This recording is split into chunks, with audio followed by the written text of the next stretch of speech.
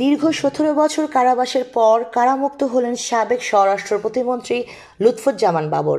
বৃহস্পতিবার ১৬ জানুয়ারি দুপুর ১টা ৪৮ কেরানীগঞ্জ কেন্দ্রীয় কারাগার থেকে ছাড়া পেয়ে বের হন তিনি। ঢাকা কেন্দ্রীয় কারাগারের Keraniganj senior jail super Suraiya Akter তথ্য নিশ্চিত করেন।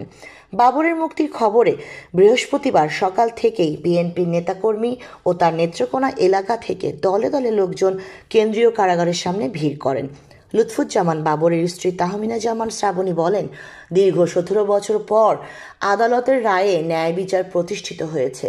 চট্টগ্রামে আলোচিত ১০ ট্রাক অস্ত্র চোরাচালান ঘটনায় অস্ত্র আইনে করা পৃথক মামলায় গত মঙ্গলবার যাবজ্জীবন কারাদণ্ডের দায় থেকে খালাস পান লুৎফুজ্জামান বাবর।